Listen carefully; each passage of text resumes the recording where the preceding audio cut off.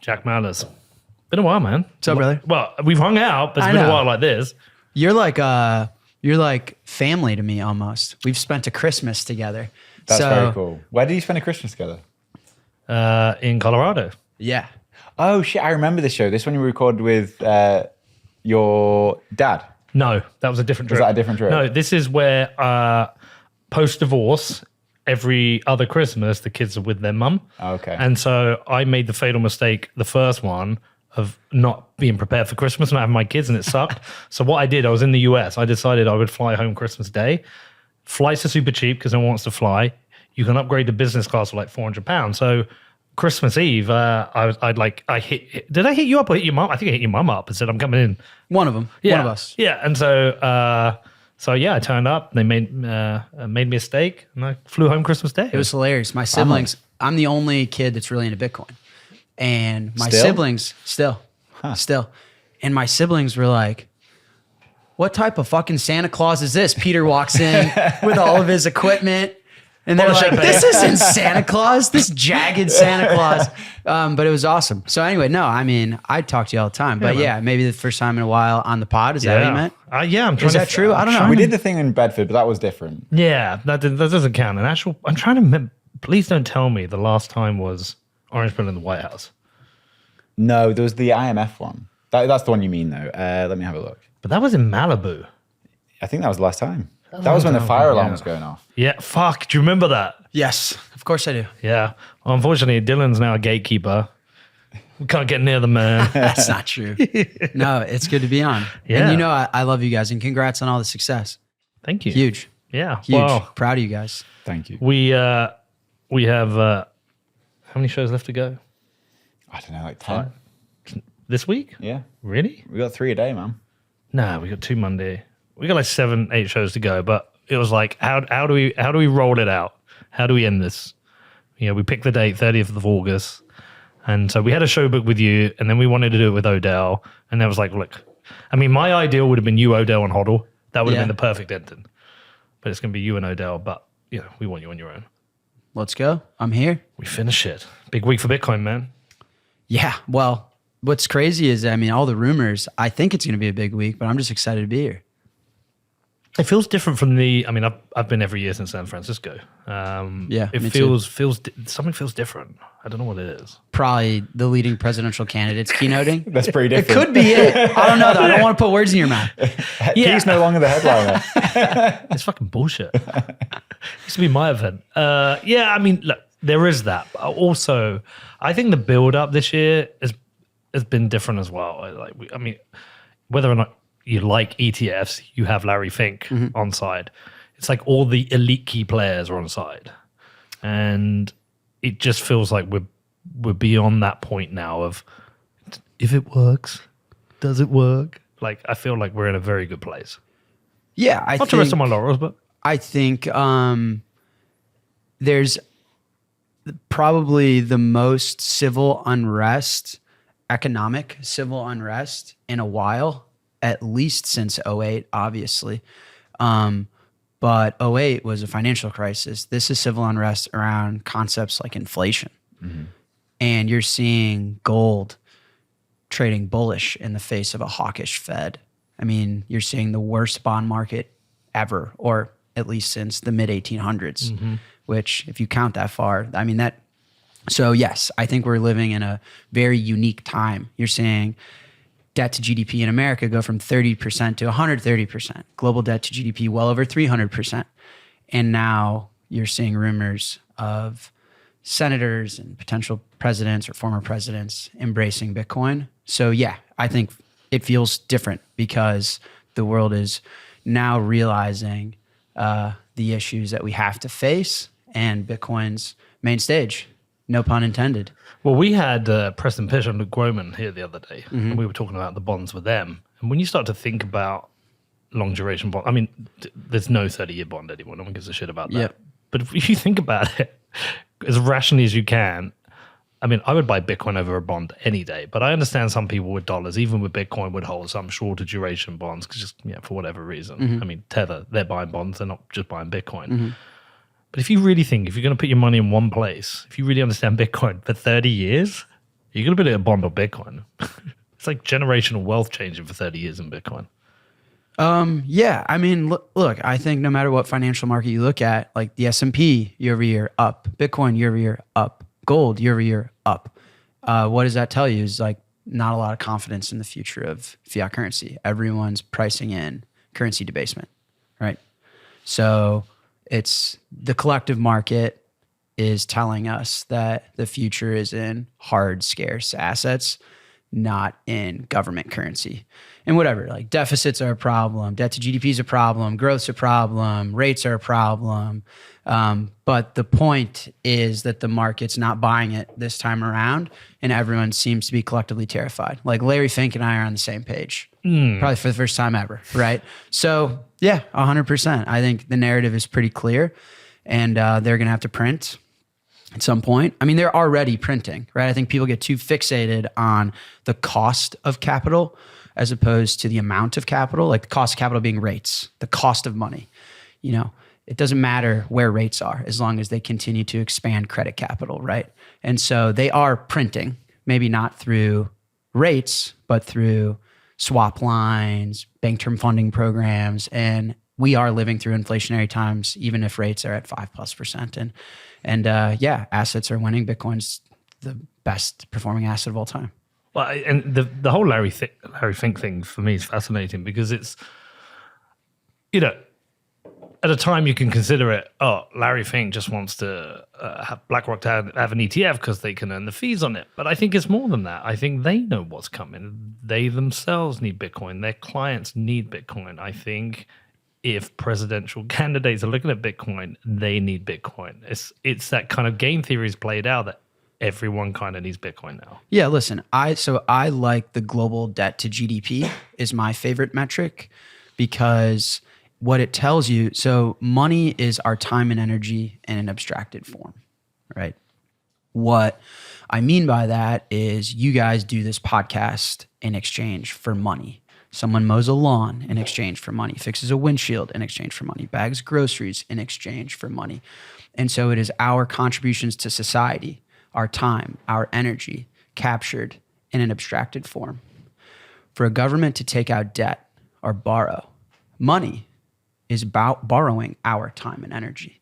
So I think government debt is the closest thing we've ever seen to time travel because you're borrowing the collective populace time and energy from the future. How do you time travel? Well, we haven't figured that out yet, but how do you get close? Is you borrow human time and energy from the future. And so by looking at global debt, you can see how much time and energy from the human population and its future have been borrowed. And then if you look at the growth, which is what that metric tells us, is how is that time and energy they're borrowing being invested in their ability to pay that back? And with global debt to GDP at over 300%, it means they've borrowed a lot of our future and a lot of our time and energy with no way to pay it back. And what everyone's realizing is that loss has to be realized. So there is a loss. Governments have borrowed our time and energy, in my opinion, arguably maliciously so, without permission, and they don't know how to pay it back. And so I think everyone, including Larry Fink now even, is looking around the room like, who's realizing that loss? Whose time and energy is going towards paying that back? And Bitcoin is arguably the first exit door we've ever had accessible to us all. It's a casting vote to say, I don't know the answer, but it's not going to be my time and energy. And I think everyone's speculation is currency debasement is the way out for government, is you can steal the time and energy of everyone alive today, everyone holding US dollars by printing more of them. And you can fill that hole. You can realize that loss by printing, right? And I think Bitcoin is the best expression of currency debasement. So if you want to protect yourself, you buy Bitcoin. If you want a put option on the bond market, you buy Bitcoin. If you want to be long volatility, if you want to be long chaos, if you want to monetize this problem, if you want to monetize and make money and benefit from the issues government has caused, Bitcoin is that. And I think everyone between Larry Fink to President Bukele to Dorsey to Saylor to now potentially Trump right? That's what I think is happening is that so I love that global debt to GDP To you, metric. to I, to Danny, to everyone. Right. It's the first time there's ever been an alternative financial system, an alternative money that we all have access to. Traditionally, you think of gold, you think of real estate as ways to capture and store your time and energy. Why? Because gold is a collection of chemicals that's close to what you want out of a money because government can't print it, right? It's hard to create more of it. It's not perfect, but it's close. Real estate, in theory, the theory behind real estate is you can't print any more land. Does that mean you can't print any more real estate? Unfortunately not. They're going to build a building in Manhattan that's 10,000 stories high, right? But these things are close. And Bitcoin, in my opinion, is the first man-made money. We didn't make gold. We didn't make land. Depends on how religious you are and stuff, but right? You know what I mean? Yeah, I know. We made Bitcoin from scratch to solve this specific problem.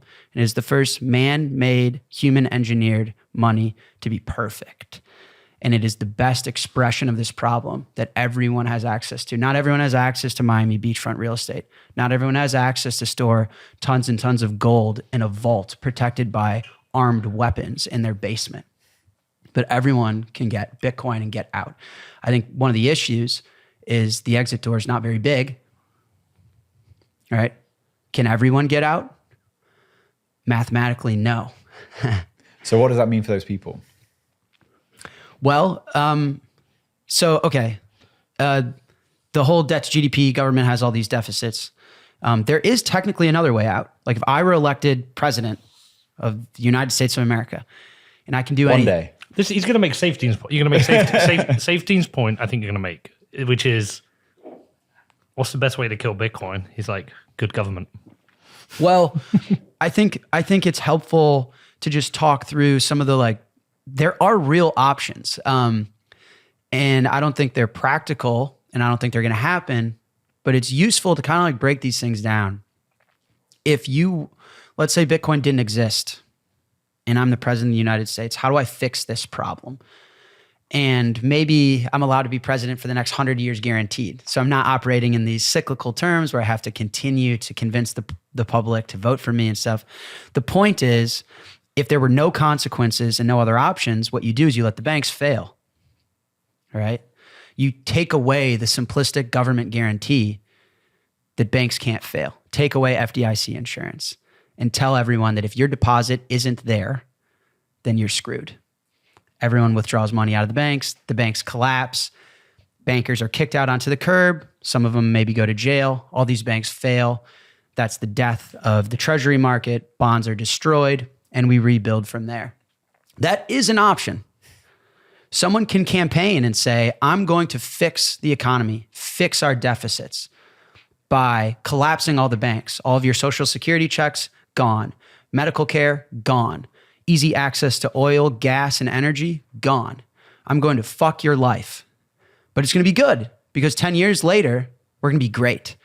And we saw that in the Great Depression, right? We lived through that and then we kicked ass, won the world wars, and became the America that now is being questioned today. How did that happen in the Great Depression? What did they do? It's a similar thing. It was just like a great reset. They had no choice. It was just like a great reset. And so just to be clear, that's technically an option. In 2008, what should happen when a banks fail? The shareholders take over the bank. Those that own the depositors and the shareholders take over. Jamie Dimon's kicked to the curb in jail, right? So if you take out the simplistic guarantee that no matter what, we're going to save you, then the system. So that is an option, right? And so right now, the worst bond bear market ever, all of our bank deposits are in bonds. So the bonds are down, our deposits are gone. That's the issue. And they could just let the whole thing fail and say, banks are going to fail, your deposits aren't there. Oops, we're all poor. Society's going to go up in arms and it's going to be chaotic and hectic and painful, but no pain, no gain. Jack Mallers, 2024. And in a decade, we're going to be back. But boy, is this going to suck. I'd never get elected, right? And so what's interesting is Milei kind of campaigned that way. And so I think a lot of what we're seeing in Argentina is a foreshadowing for some of the West. You need enough civil unrest. When the United States of America was founded, if you look back at how our founding fathers were talking, like they were willing to die for freedom. I've become a recent fan of history, or just gotten more into his, honestly inspired by Sailor. That guy's reciting like Roman again. So, but if you look back at the founding of America, they were willing to die for freedom and independence from you, right? And I don't think we're there yet. But a lot of the world is. And Malay's campaigning on, I'm going to burn this thing to the ground.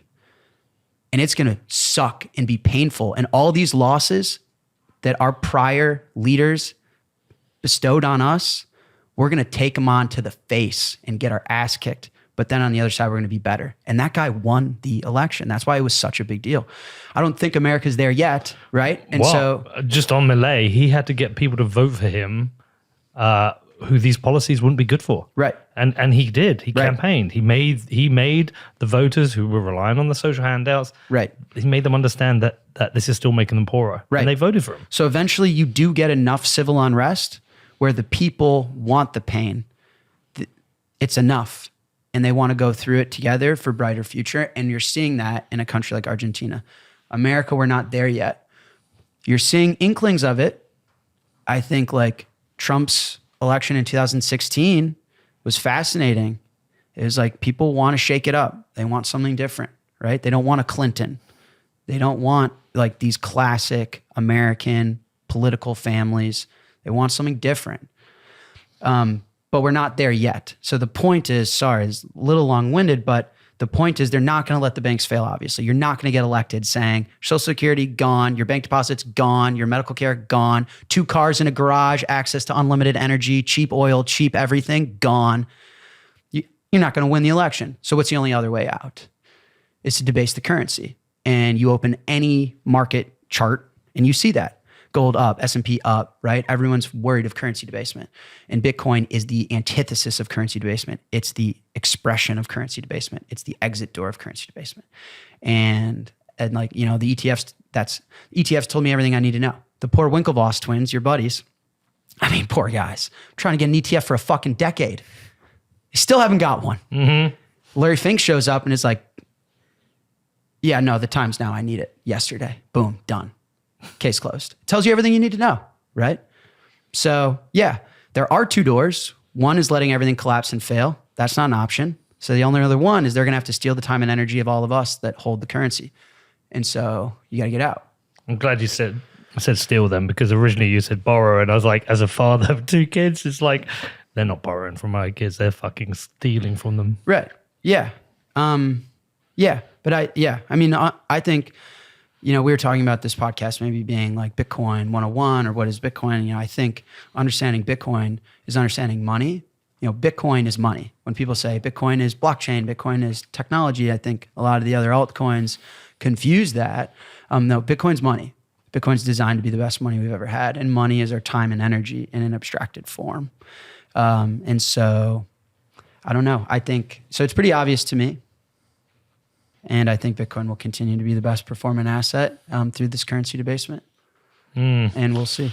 Well, so it's an interesting thing because the way you obviously talk about Bitcoin is being this exit door that we have, this way to protect ourselves against the incoming, ongoing currency debasement. And I mentioned Luke Wyman again, because do you want to say what Luke Wyman thinks the answer will be? The Israel. Well, I mean, he thinks we're going to go into a period of like very, very high inflation, like triple-digit inflation for a short period of time, try and wipe out the debt and kind of rebuild from there. It's possible. Well, yeah, he's saying it's possible. Sorry, he's not saying it's likely. Yeah, it's possible.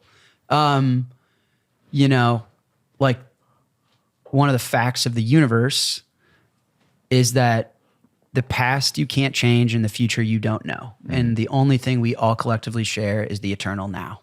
Right. And so anyone that tells you they know what's going to happen is a liar. Yeah. So it's totally possible. I do think that the future is currency debasement, and just walked you guys through my mental model is it's the only viable option.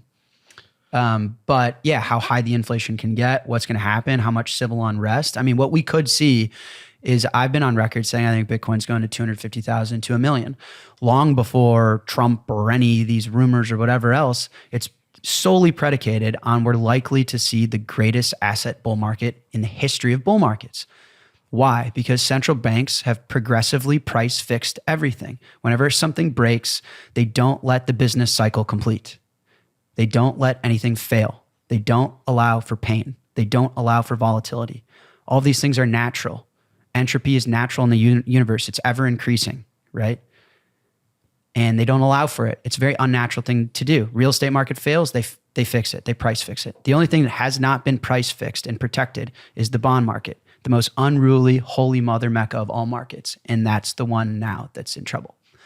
And you can see like the rule, like Lynn talks about fiscal dominance and the fact that Jerome Powell's real boss is Janet Yellen. It's supposed to be an independent central bank, but it's not. And his job is clearly to keep an orderly market in treasuries, protect this market. If the Japanese yen is in trouble, give them help. They can do whatever they want except sell treasuries. Like protect us, help us. I don't care about rumors about Tether. If they're a large holder of ours, let them do whatever they want, right? And so is this the cycle where central banks try and price fix the bond market? If it is, the quantity of money printing is astronomical. You're going to get 2, 3, 4, 5 COVIDs worth of printing. And I think it's going to send assets astronomically high. Gold, real estate, equities, all right? And then Bitcoin is the only truly fixed asset we've ever had. And so Bitcoin will outperform everything orders of magnitude. So I do believe that. And I don't know. I mean, inflation defined by what? You know, there has been inflation 100% over the last year if I denominated in BTC USD. So inflation in what, right? Caesar salad, Netflix description. So I think a lot of that stuff gets a little word salady for me. Yep. But that is my mental model, is that there's one market left, the biggest one, that they need to save. And the amount of liquidity required for that is astronomical. And then on the other side of that, I do get concerned. Like, you know, you cannot print your way to growth. Printing time and energy. If money is time and energy in abstracted form, printing time and energy is uneconomical. It doesn't match up to reality, physical reality.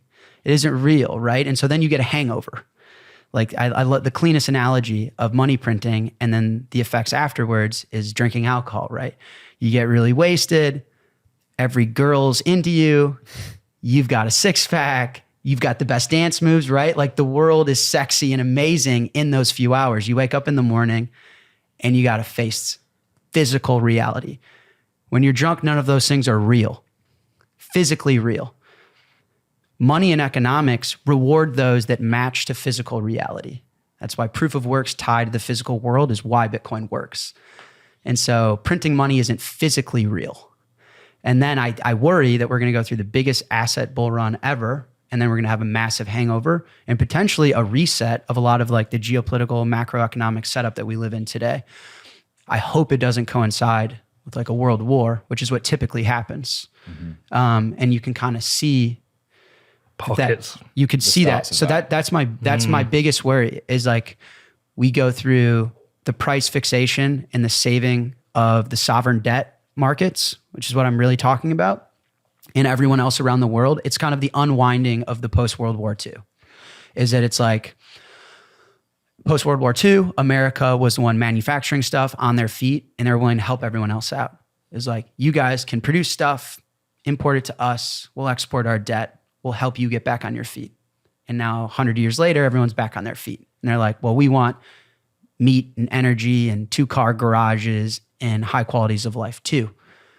We want to rearrange these relationships.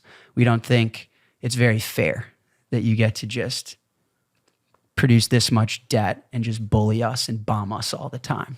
And if we have to rearrange these relationships, you know, usually that coincides with physical and fighting, like, and protections of hegemonies and stuff. And that's my concern. But that's kind of the mental model I'm operating under. Can we put you in a different seat, right? So we know the like Jack as president's take, which is kind of like the nuclear option, which we know is obviously not going to happen with any like current running president. I'm too young. Maybe someday. One day.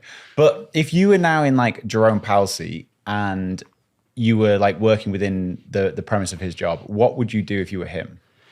Yeah. Well, again, like I think Quit. Yeah. Apart from quit. Your fucking problem. I'm off. I think these are really important mental exercises to walk through, though. Like, so excluding, this Bitcoin stuff. Jerome Powell has a problem. Inflation, right?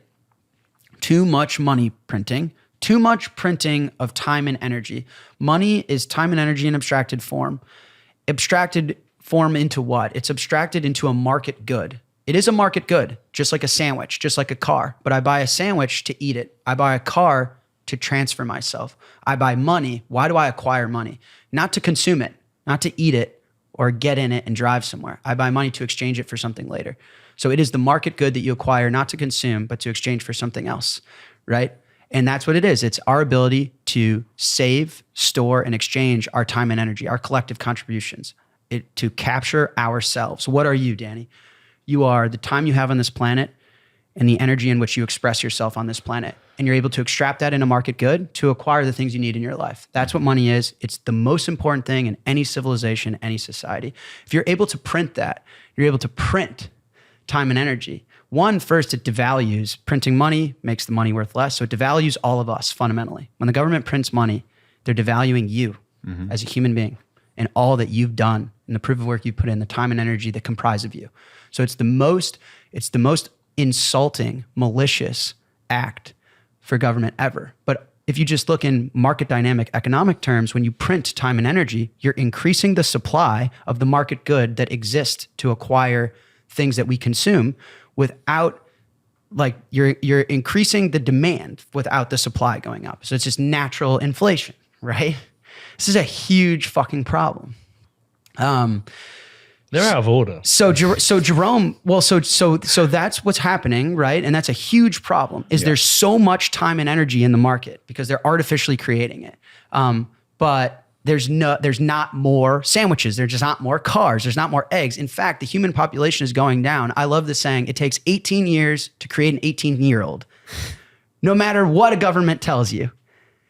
Real growth is more humans. If the supply of our money has gone up 30%, did the supply of human beings go up 30%? Which would be, we need 30% more cars. We need 30% more eggs. We need 30% more sandwiches, more laptops, more microphones, 30% more podcasts. No, only the time and energy they printed artificially, not real growth, right? And so anyway, Jerome Powell has this problem. What he should do is hike rates even more. Fuck 5.5% rates, 50.5% rates. If his job was really to fix this problem, keep deleting dollars, deleting credit from the system, letting banks fail, right? That's what, if I were the chairman of the Fed, that's what I'd do. Why'd he stop? Supposedly the US economy is growing at 9-10%. Rates are only at 5.5. The government's arbitraging that spread and they're monetizing it. Raise them to 6, 7, 8. Oh, Bank of America's functionally insolvent? Fuck them. Failure. That's the task at hand, but he can't, right? His boss is actually Janet Yellen. But it's important to talk about these things out loud and understand them in like a very deep level because that's an option. He could technically say, fuck you guys, you screwed up. It's my job to protect the purchasing power of this currency. I have to keep raising rates. I have to keep fixing this problem. I have not hit my target of 2%. In fact, I'm not close. He's going to change the target. But he's not, of course, right? But he's not. But it's important to know that that's an option. He could do that. We could just let all the banks fail, right? But so anyway, what would I do? I'd fix the problem. That's my job. But I think we are living in this fiscal dominance. Is his job to fix the problem or is his job to do what government require him to do? Not only that, his job is to finance government spending. There you go. Right. It's not with a job we want him to do. It's a job they want him to do. Right. I mean, what we're all realizing is like the fact the central bank isn't a separate independent bank, right? And Jerome Powell doesn't act in the best interest of the currency, et cetera, et cetera, et cetera. But theoretically, that's what he should be doing. He should be protecting the purchasing power of the dollar. So when you see rates at 5.5% and people are buying gold, why are you buying a rock when you have a risk-free return of 5.5%, 4.5%? That seems uneconomical. That seems ridiculous. Well, people don't believe in the future purchasing power of the dollar. They don't think Jerome Powell is going to go up to bat and protect that risk-free return and protect the purchasing power when they actually get paid out, right? That's what the market is saying. I don't believe you. If you actually cared, if I'm lending money to the government and the government's growing at 10%, you owe me what? 10%. You give me 5.5. I call bullshit. That's what the bond market is saying. There's a like, go to 6, go to 7. And in fact, that's what you should be doing. So why would I buy a bond now when I know it should be higher? Because then my bond's going to go underwater. My customer deposits aren't going to be there, right? Et cetera, et cetera. So like the whole thing, like, and that's why, Bitcoin's making new highs. That's why Larry Fink's ETF is like, the gig's up, But, the way I was raised, if I have a job to do, I do the job. So that's what I would do. I'd fix the problem. I'd vote for you. Yeah. Look, you're a Bitcoiner, of course. And you talk about this Bitcoin as this exit, but exit to what also? Is it exit until, this short period of time that we have to get through, this maybe short, sharp shock of debasement, and then we go back to the normal? Or do you think there's an end game here where we set a new normal? Where are we actually just going to reshape the world now? Like, how do you think about that? Because we can explain Bitcoin as a exit for current economic issues or short-term upcoming economic issues, but also should we be framing a new end game? I just love the money is time and energy in an abstracted form. And I like Bitcoin can be that for you. That's what money is. When people say like, okay, so let's just take how I live, for example. I own no dollars. I own 3 things in my life, literally only. Well, excluding whatever, shirts, hoodies. I own Bitcoin. I own my house. I own my company. That's it. Bitcoin is my money. Bitcoin, and what does that mean? Bitcoin is my time and energy in an abstracted form for me that I acquire to exchange later for the things I need in life. And I think Bitcoin can be that for people. It's very simple. Like my quality of life and the way I live hasn't changed. I just spend on credit cards. So I'm borrowing the thing that only goes down and I save in the thing that only goes up. When we all go to dinner, I pull out the same financial instruments you guys do, but I use a different money. I use a different tool, a different technology to store my time and energy. And I think that's what it can be. And think about it, like no one uses the dollar as money. No one uses the dollar to store their time and energy. It's stocks, it's gold, it's real estate, it's Airbnb investments. Everyone's trying to figure out what technology, what's the best money we have? What's the best thing to capture, save, and store, exchange our time and energy? So I think it's an exit door for that. Exactly. The invention of Bitcoin is so mind-blowing. Bitcoin is time and energy money. Like, how do you create Bitcoin? Who creates Bitcoin? It's created with energy. It's like, right? Proof of work. How much energy? Is it this amount of energy, that amount of energy? No, 10 minutes worth of energy. It requires energy, and that amount of energy is denominated in time. So money is our time and energy in abstracted form. Bitcoin is time and energy money. So I don't know. Like, I think it's that simple. Instead of using real estate or equities to store your time and energy, or dollars or bonds, I think people will use Bitcoin. This is really great. Also, if you've understand markets, so if you've got a unreal dad like yours who's giving you this birthing into the financial system, or if you've listened to Luke Woman or Preston Pierce or Lynn Alden, how do you explain it to your buddies that you went to school with who haven't got that? How do you translate all of that into a world that they understand? Write all of that in a tweet. Yeah. I think about this a lot. Really? Well, Yeah. what's your answer? And then I'll give mine. I don't know if I have a good one yet. That's the problem. I keep coming up against it. I'm like, how do I crystallize this in a way that people go, Pete, I've watched you for 7 years make this podcast and travel around the world and do Bitcoin, and somehow your life seems okay and mine's going to shit. Like, I can't seem to translate it, but I'm trying so hard. So I can't crystallize it. Yeah, I mean, I find the understanding money piece like, I think everyone at this point has a fundamental understanding of inflation, that printing currency debases the currency. And I still believe the time and energy piece is the best way to get this across. Like, I look at a lot of societal metrics that I think give me a pulse into how the world is doing. So the average age of marriage. So people used to get married in their early 20s. Now it's early 30s. Mm-hmm. The population growth is declining. Divorce rates going up. Home ownership going down. Like obesity rates. Like it's an index into how metabolically healthy we are. And happy. Right. All of the human civilization, how prosperous is humanity? All of those KPIs, key performance indicators, are down. And I think it's a symbolization of the fact that the money's broken. And so I think that resonates with people today. I think people feel that. And when you sit down with someone and have a beer and say, the dollar is a bad way to store your contributions to the society. You can work for 40 years and never own a home.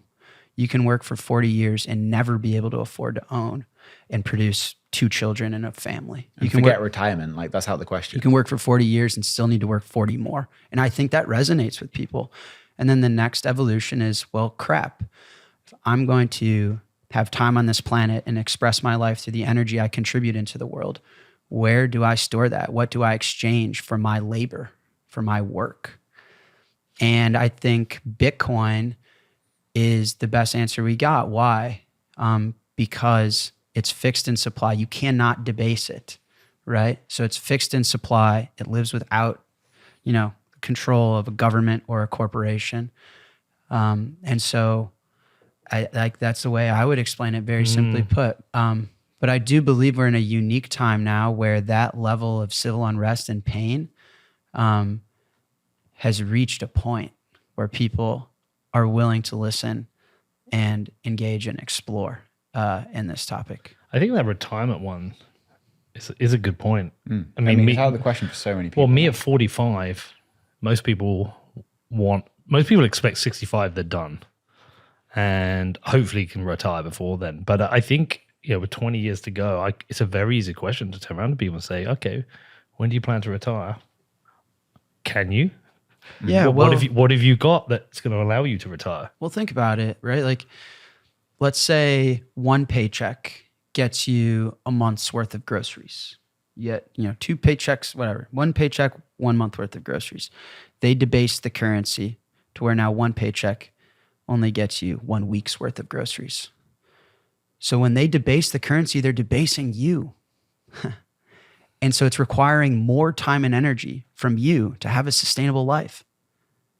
So people can only get married later because they need to contribute more time and energy into this world to be able to start a family, to be able to own a home, to be able to retire, to be able to have groceries, have gas in their tank.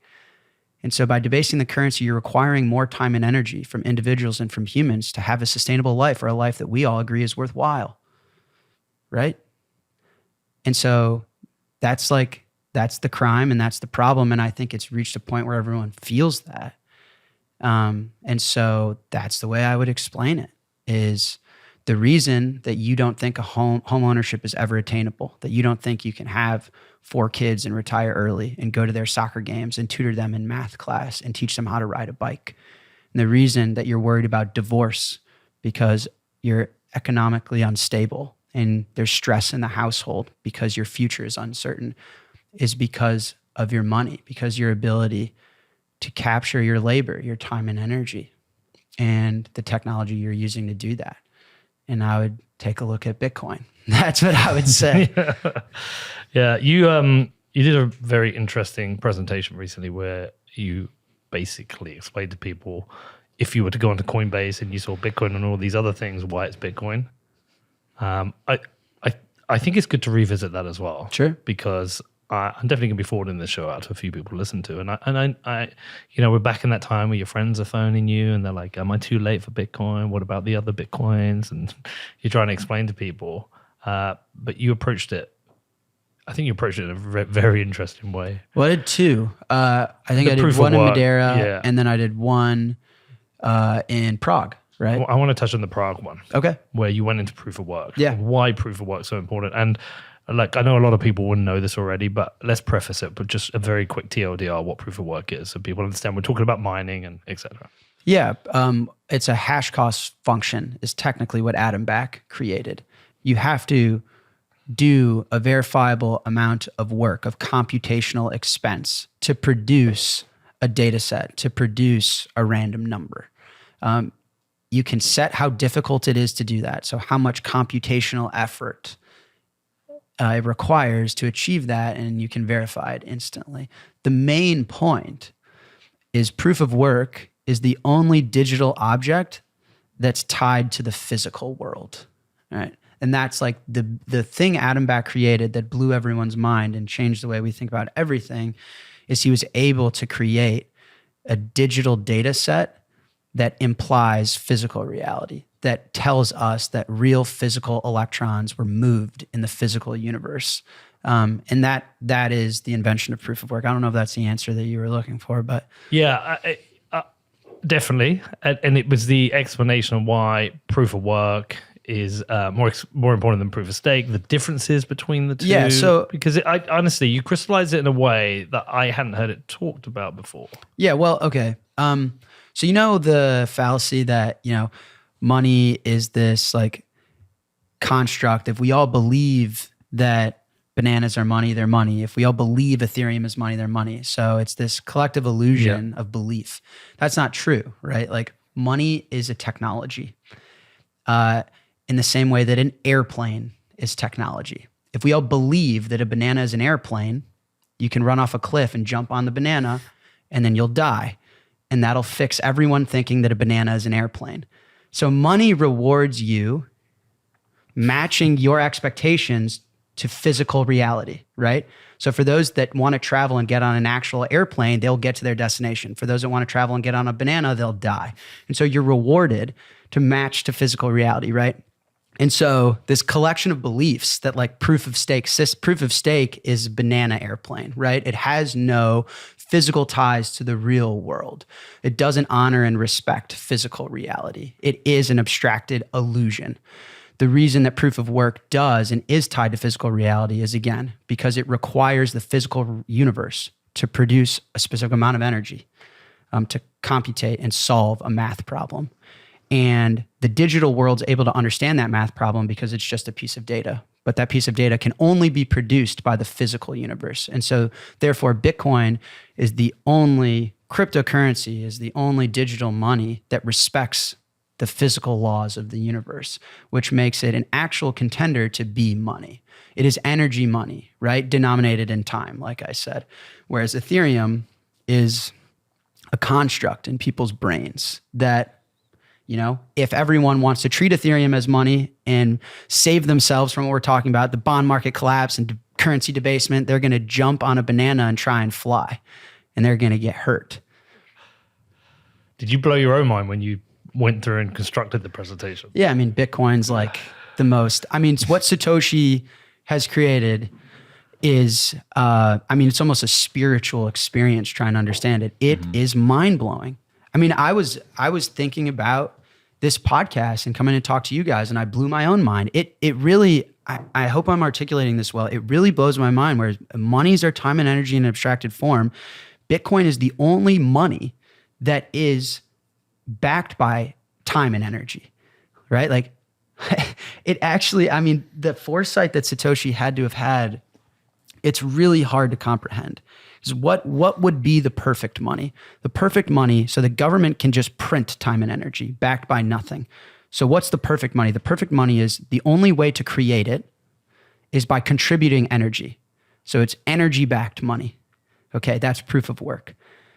The other perfect property of money is the time piece, right? How do you incorporate time? Well, how much energy is required to create a Bitcoin? It's denominated in time. 10 minutes worth of energy is the answer. You're like, wow.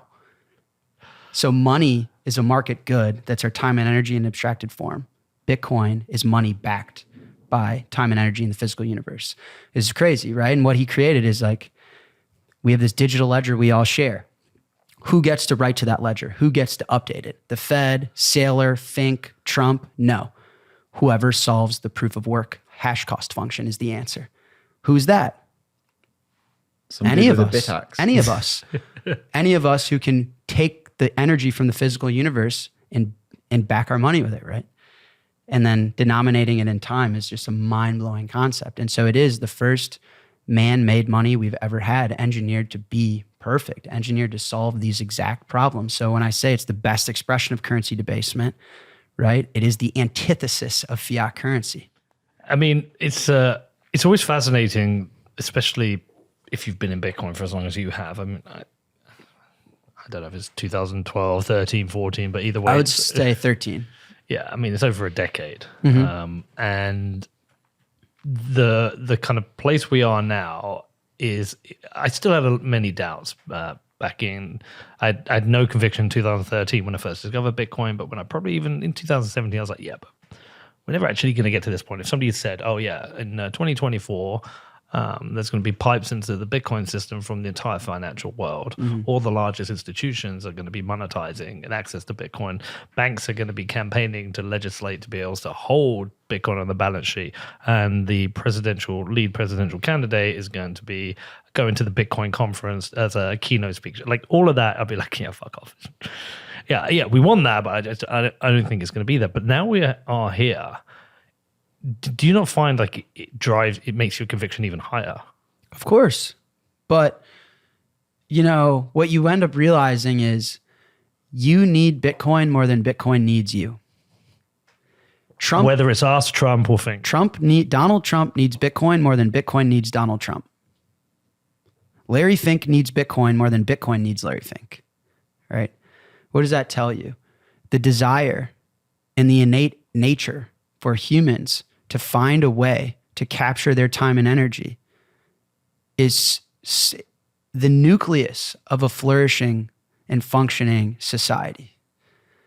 And so it is only natural for everyone to gravitate towards the best technology to store, save, and exchange time and energy. So, of course, I mean, I've never been more excited to be involved in Bitcoin, but in a way, none of this stuff really surprises me. When you talk about we need Bitcoin more than it needs us. Yeah. You as an individual, but, Danny, everyone in this room, Eric Kaysen behind us. But the United States as a country. Well, I was going to say, and for Larry Fink, he may as an individual need it, but he's realized his customers need it. Yeah. And he needs his customers to need it. For BlackRock to continue to dominate the financial landscape, and Donald Trump might need it individually, but he realizes that the electorate also need it for him to have a successful administration. Yeah. So it operates at multiple levels. Yeah, but again, like if you go back to first principles, so let's remove money from society theoretically. You do this podcast, and I said in exchange for this podcast, you get money. Let's say you didn't. You'd go to the grocery store and say, hey guys, I just recorded a podcast with Jack. I'll take 2 ribeyes. What would they say? I don't give a fuck about your podcast, right? It's not an exchangeable market good. Before money, we had barter, right? And so money allowed society to scale past a couple dozen people. Before money, someone did the hunting, someone did the caregiving, someone built the houses, and you all just exchanged the labor, right? Money allowed us to hyper specialize on things like creating a podcast, like being a president, like running a financial fund. Larry Fink goes to Whole Foods and says, hey guys, I just worked really hard on the Ethereum ETF legislation. The guy behind the meat counter would be like, I don't give a fuck, old man. Like, what the hell has that got to do with me, right? And so money is the only reason we can operate society in our species at a scale of 8 billion people. And so I don't care who you are, president, fund manager, like there is no more important technology than Bitcoin because it is trying to solve money, which is the nucleus of a functioning society. We live in an economy of 8 billion people. The only way we're going to be able to sustain the world is by having good money. And so, yeah, like, I don't know. I don't mean to undermine the question, but it's just, yeah, everyone cares. It's one of the rare projects in the world that's applicable to all 8 billion humans immediately. The size and scale of what we're trying to achieve is astronomical. And so it is not a shock that in a few days we're going to see the leading presidential candidate potentially advocate for it. Of course he will. Do you think Trump knows why he cares yet? Or why he should care Like yet? just speculating on how Like, well he understands Bitcoin? Is he here to get however many $1 million in donations? Or it's totally self-serving, right? Well, listen. Yeah, I mean, listen.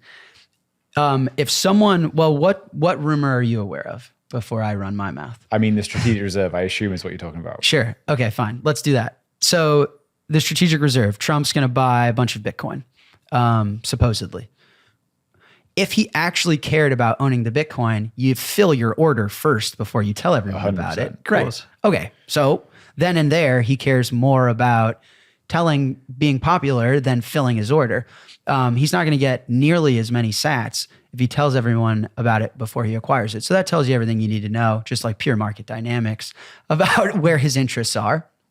I don't think we're talking about like political dynamics though, right? It's the world we live in. So I think that tells me everything I need to know. If I were him, I'd fill my order and then come back next year and tell everyone about how you did it. I wouldn't do the opposite. So I think it's politics, of course, but I don't think that's an issue necessarily. And like we said earlier, like Trump needs Bitcoin more than Bitcoin needs him. So he's here because he needs Bitcoin. He needs us. We don't necessarily need Trump. He could be helpful, and so could Kamala.